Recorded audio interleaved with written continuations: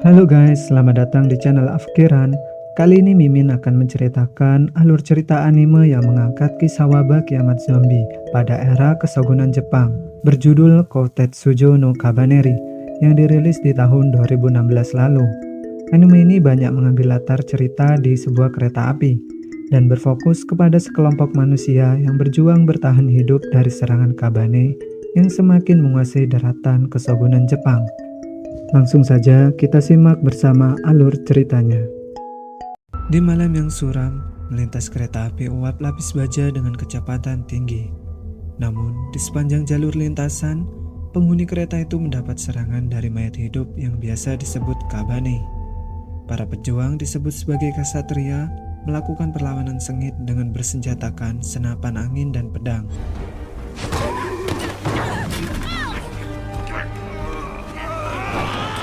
Lalu cerita dimulai. Di pagi yang cerah di sebuah stasiun kereta api sekaligus tempat berlindung bagi umat manusia dalam menahan serangan Kabane yang telah menguasai sebagian besar dataran Jepang. Terlihat seorang pemuda bernama Ikoma yang bekerja sebagai mekanik kereta api lapis baja. Ia menemui sahabat karibnya bernama Takumi. Mereka membahas rancangan senjata pembasmi Kabane yang dibuat oleh Ikoma. Scene berganti kepada Tuan Putri pemimpin stasiun Yoshino bernama Ayame Yamakawa.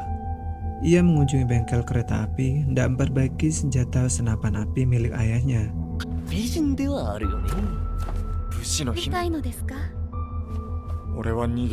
Di luar stasiun datang kereta api lapis baja yang hendak melakukan pemberhentian guna melakukan perbaikan kereta. Sebelum kereta diperbaiki, semua penghuninya diperiksa lebih dahulu. Apakah di tubuh mereka terdapat gigitan dari Kabane atau tidak? Karena manusia akan menjadi Kabane apabila mendapat gigitannya. Di antara penghuni kereta itu terdapat gadis manis bernama Mumi. Bersama pengawalnya Simon merupakan tamu khusus, sehingga mendapat perlakuan istimewa dari pemimpin yang bernama Kenzo Yamakawa bersama dengan putrinya. Di sela-sela pemeriksaan ada seseorang yang kabur, sehingga ia ditembak mati karena disangka sudah menjadi Kabane.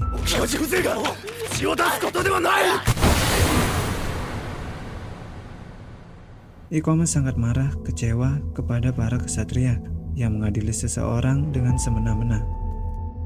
Singkat waktu di malam hari, terdapat kereta yang akan berhenti di stasiun Yoshino. Akan tetapi kereta tersebut melaju sangat cepat, sehingga gerbong kereta itu terlempar ke dalam stasiun.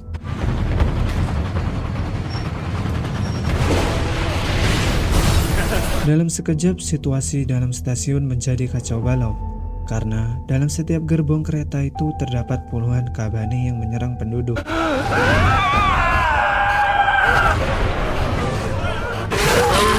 Alarm darurat pun dibunyikan. Setiap orang kini berlarian mencari perlindungan. Kenzo sebagai pemilik stasiun Yoshino pergi keluar dari kediamannya untuk memeriksa situasi stasiun dan menyuruh Ayame menunggu kabar darinya. Scene berganti kepada Ikoma yang berada di dalam rumahnya, sembari memegang senjata pemusnah Kabane ciptaannya.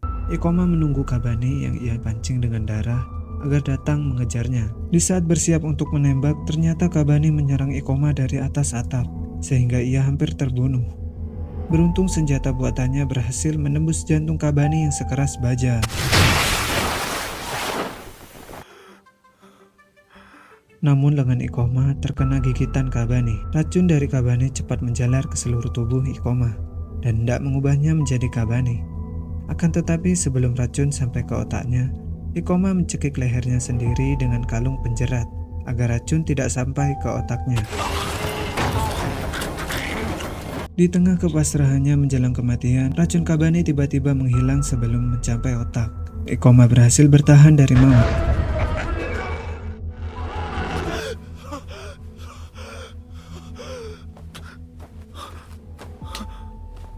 Kemudian datang Takumi karena mengkhawatirkan keadaan Ikoma. Ikoma menceritakan keberhasilan senjatanya dalam basmi Kabane. Takumi pun turut senang atas pencapaian Ikoma.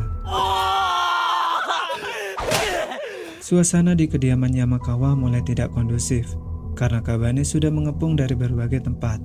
Ayame didesak agar segera meninggalkan kediamannya dan menuju kereta agar bisa keluar dari stasiun yang sudah hancur itu. Sebenarnya Ayame ingin menunggu ayahnya kembali, namun situasi tidak memungkinkannya untuk menunggu. Di tengah perundingan untuk mencapai kereta yang berada di gerbang belakang, terdapat gadis tomboy bernama Yukina yang bersedia menjadi masinis kereta, sedangkan Mume bersedia membasmi para kabane sembari melindungi penduduk.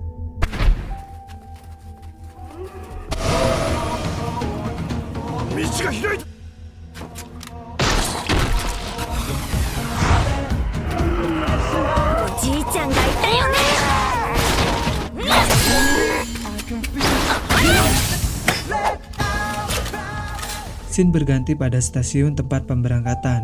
Di sana penduduk berdesakan agar bisa masuk ke dalam kereta. Ikoma dan Takumi yang berada di sana melihat Kabane hendak mendekati gerbong kereta. Tetapi Mume dengan sigap membasmi Kabane itu dengan tombaknya.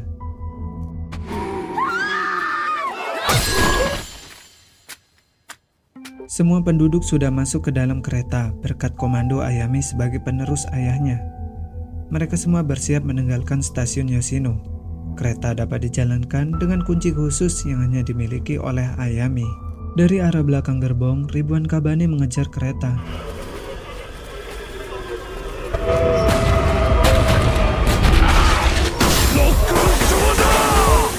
Satu di antara ribuan kabane itu hampir berhasil masuk ke dalam gerbong. Akan tetapi, Ikoma berhasil mengalahkannya dengan senjata pembasmi kabane.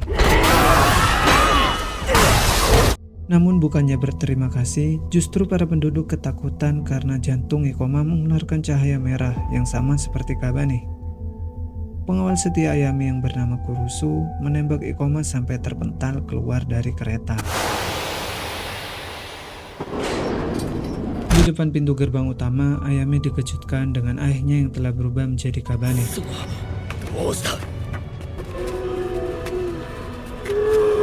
Ayame sangat bersedih, akan tetapi perjalanan harus tetap dilanjutkan.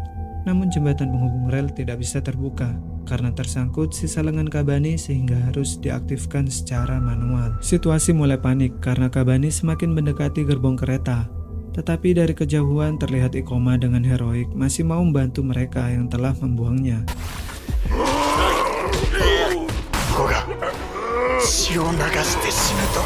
Ikoma mengaktifkan tuas manual agar jembatan dapat terbuka. Akhirnya jembatan terbuka dan kereta dapat meninggalkan stasiun Yoshino. Ikoma dibawa paksa oleh Takumi meskipun mendapat kecaman dari para penduduk yang tidak tahu terima kasih.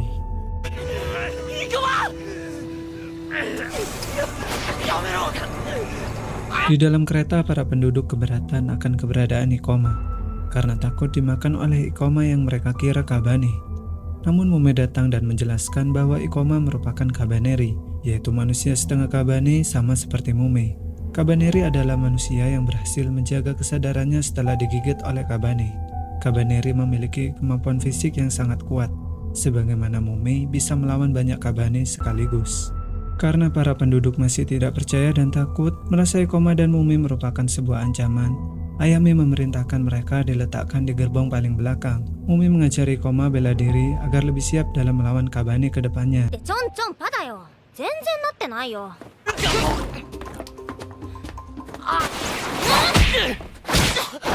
Mekanik kereta yang bernama Christopher melapor pada Ayame bahwa tangki air kereta yang bocor akibat serangan kabane harus segera diperbaiki dan diisi ulang agar kereta bisa melakukan perjalanan yang panjang. Ayame memutuskan berhenti di tandon pengisian air untuk memperbaiki kereta sembari melakukan upacara kematian untuk ayahnya dan para penduduk yang telah gugur.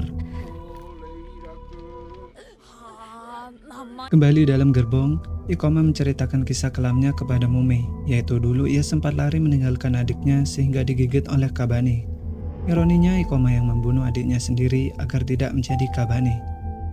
Semenjak itu Ikoma bersumpah untuk tidak mengorbankan siapapun untuk melindungi dirinya sendiri.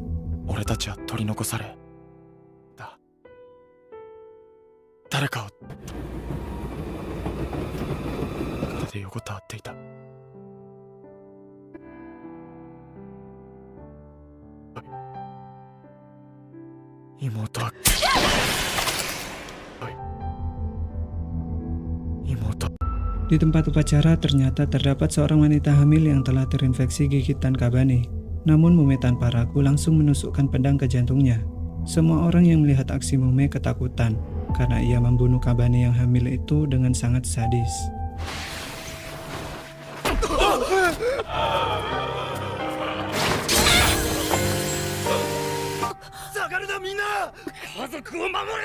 Di sisi lain, Ikoma yang merupakan Kabaneri masih membutuhkan darah manusia untuk menjaga kesadarannya, sehingga dia tanpa sadar akan menggigit Ayame karena kelaparan.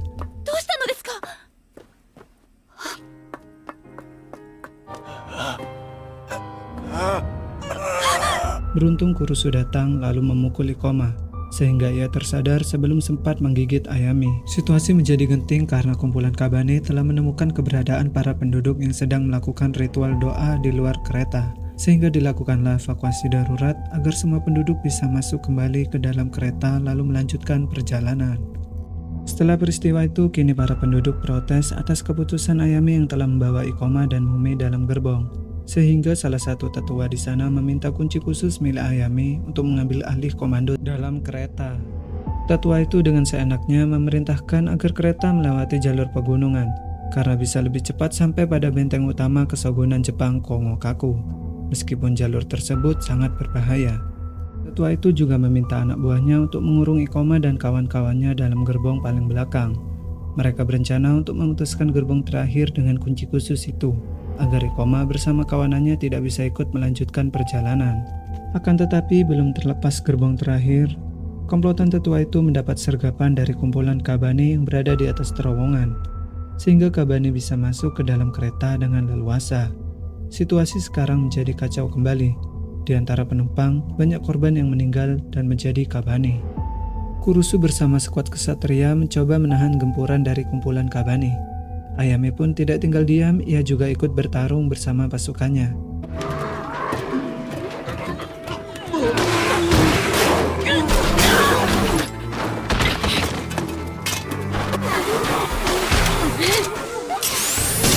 Namun di antara Kabane itu terdapat Kabane yang tangguh, bisa menggunakan kemampuan berpedang yang berjuluk Wazatori. Wazatori banyak sekali membunuh pasukan Ayame, sehingga untuk meminimalkan korban, Kurusu harus turun tangan untuk berduel dengannya. Pertarungan itu sebenarnya dapat dimenangkan Kurusu, namun katana miliknya patah karena tidak mampu menebus jantung Wazatori, sehingga Kurusu dapat dikalahkannya.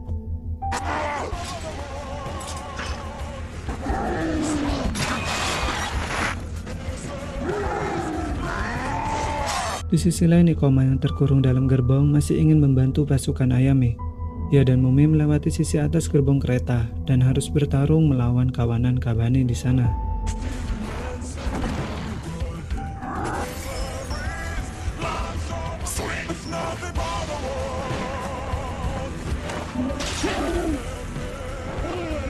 Mume kelelahan, ia terhenti sebelum sampai pada pasukan Ayame. Sedangkan Ikoma melanjutkan perjalanan dengan senapan pemusnah Kabane-nya. Ikoma sampai pada gerbong Ayame, namun ia sudah tidak memiliki cukup tenaga untuk bertarung melawan Wazatori. Tetapi Ayame dengan senang hati memberikan darahnya pada Ikoma agar ia dapat mengalahkan Wazatori. Tenaga Ikoma kembali pulih setelah meminum darah Ayame. Ia dapat mengalahkan Wazatori dengan sekali tembak tepat di jantungnya.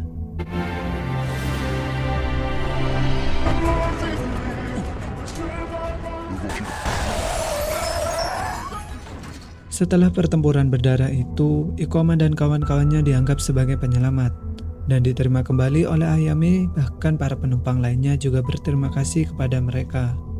Kini komando diambil alih kembali oleh Ayame.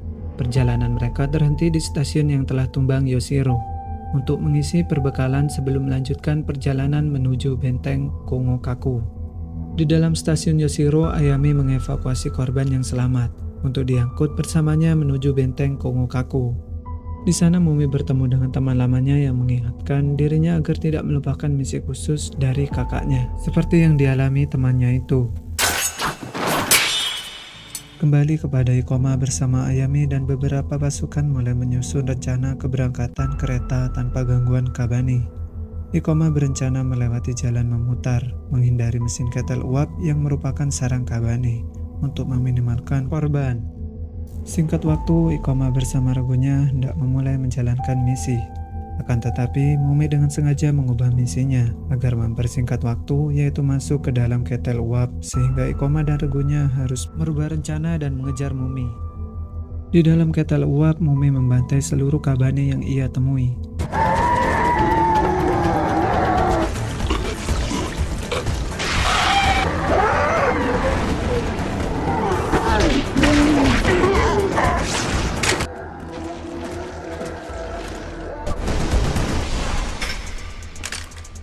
Ikoma tercengang karena melihat semua Kabane sudah terbantai oleh Mumi. Ikoma menuju ruang kendali untuk mengaktifkan ketel uap agar mesin derek dapat dijalankan. Namun akibat kecerobohan Mumi, Kabane yang tertidur di dasar stasiun jadi terbangun dan merangkak naik ke atas lintasan. Mumi ingin menebus kesalahannya dengan menahan Kabane sebanyak mungkin. Sedangkan Ikoma mencoba mengendalikan mesin derek untuk memindahkan tumpukan besi dari jalur lintasan kereta.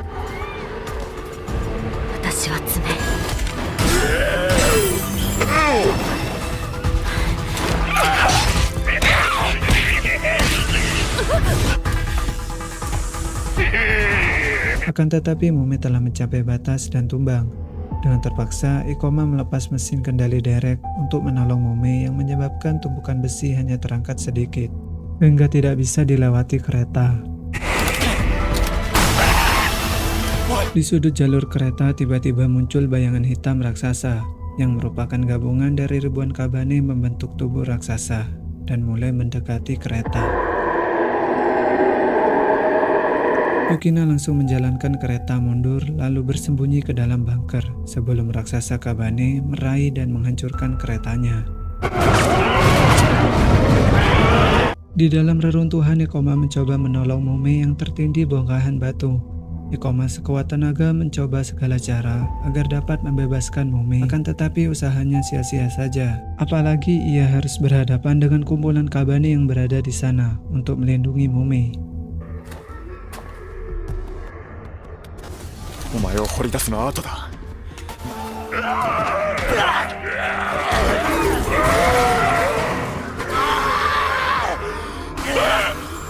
Namun Mumi berhasil diselamatkan oleh regu penyelamat. Mumi segera mencari keberadaan Ikoma yang terbaring setelah mengalahkan banyak Kabane. Mereka semua segera kembali ke dalam kereta yang telah dilengkapi gerbong dengan meriam tembak. Di sisi lain, Kabane itu telah menemukan keberadaan kereta, lalu mengejar dengan kecepatan tinggi. Dalam situasi sulit, Mumi memiliki sebuah ide untuk mengalahkan Kabane raksasa yang semakin mendekat, yaitu dengan cara menghancurkan jantung dari Kabane raksasa itu. Dengan aba-aba dari Mumi, Takumi menembakkan meriam untuk menghancurkan Kabane pelindung jantung raksasa itu.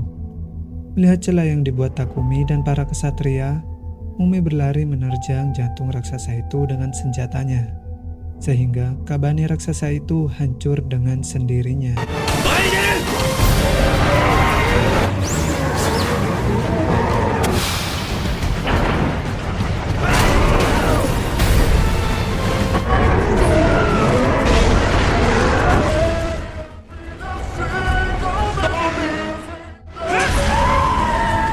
Akhirnya kereta berhasil melewati jalur lintasan stasiun Yoshiro yang hampir merenggut nyawa seluruh penumpang. Kini kereta melanjutkan perjalanan menuju benteng utama Kongokaku.